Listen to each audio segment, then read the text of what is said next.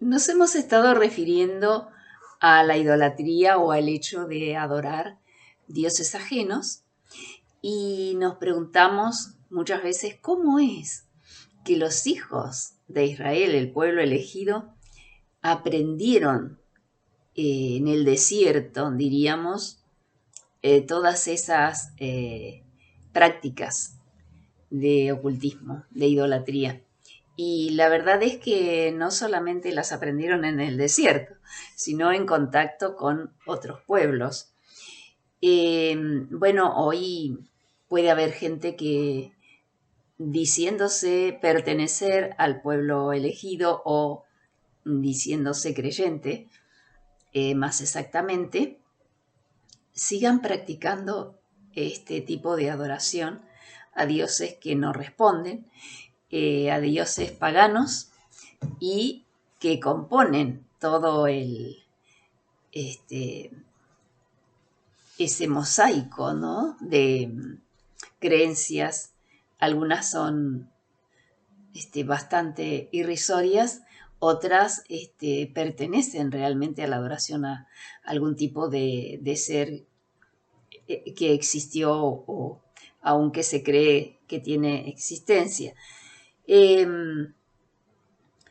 y así poco a poco la tolerancia se puede volver imitación y hábito.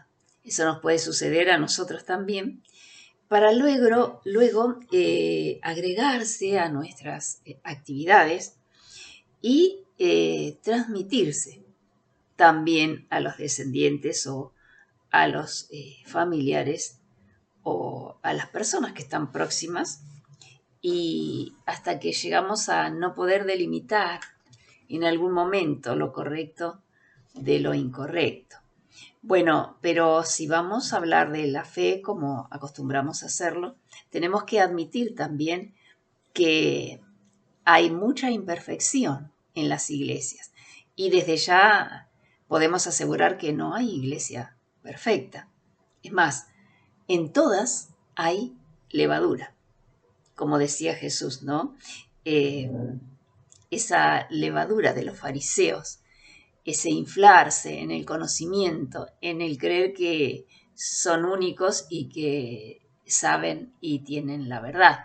Bueno, eso sucede no sucedía solamente en el tiempo de Jesús, sino también sucede actualmente en nuestro tiempo. Cuando él advertía a sus discípulos que se guardaran de la levadura de los fariseos, estaba adelantándose en el tiempo a las herejías que iban a entrar en ese ambiente, en el ambiente de la iglesia, que ya no iba a ser el pan puro que se ponía delante de la mesa del Señor, principalmente en la etapa del desierto, dentro del tabernáculo de reunión, cuando aún no estaba el templo.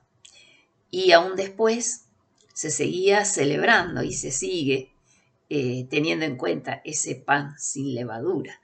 Pero la iglesia es un pan con levadura. Y Pablo, el apóstol, le escribe a Timoteo diciéndole que el propósito de sus instrucciones es para que sepa cómo conducirse en la iglesia que ya venía con algo de levadura y que estaba empezando a inflarse.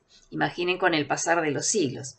Pero entonces, si dice en otra oportunidad que la iglesia es columna y baluarte, ¿cómo podemos pensar que esta iglesia imperfecta, que contiene levadura, no la pureza de aquellos panes, sino un pan leudado, lleno de levadura, de pecado y de hecho de inflarse y enorgullecerse de algunos religiosos, ¿cómo podemos pensar que ella es baluarte y columna de la verdad, como dice acá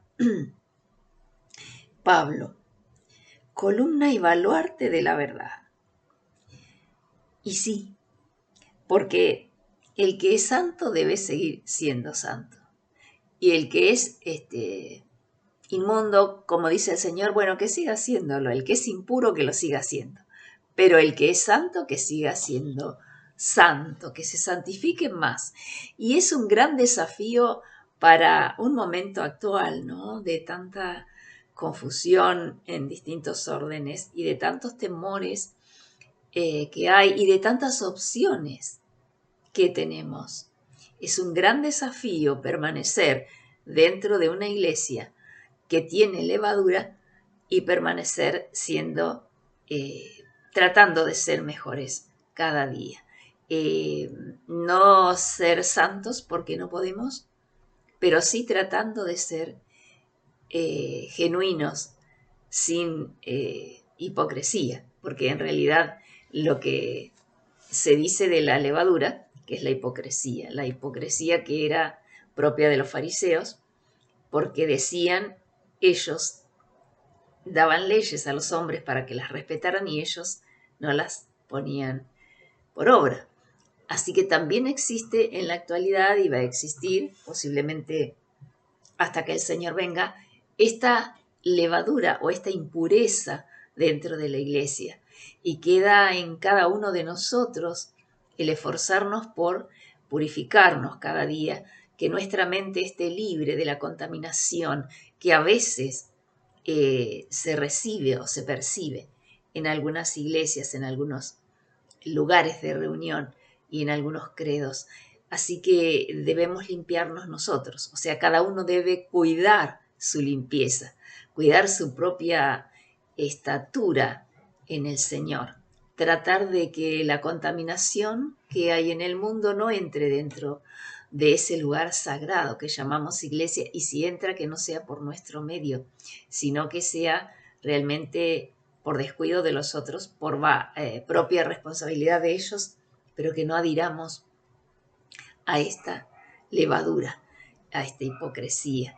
Ojalá que cada uno de nosotros esté atento, cuidando cada día este consejo que daba el apóstol y que daba el Señor, primeramente, guardaos de la levadura de los fariseos, guardémonos de cualquier tipo de levadura, de hipocresía que haya dentro de ese lugar que debe ser solamente para la adoración a Dios, para la alabanza a su nombre y para nuestro crecimiento y nuestra bendición y, ¿por qué no?, para recibir milagros y recibir enseñanza y recibir la frescura de la palabra de Dios expuesta de una manera tal que no quede en lugar a dudas de que ese es un lugar santo porque ahí se invoca el nombre del Señor.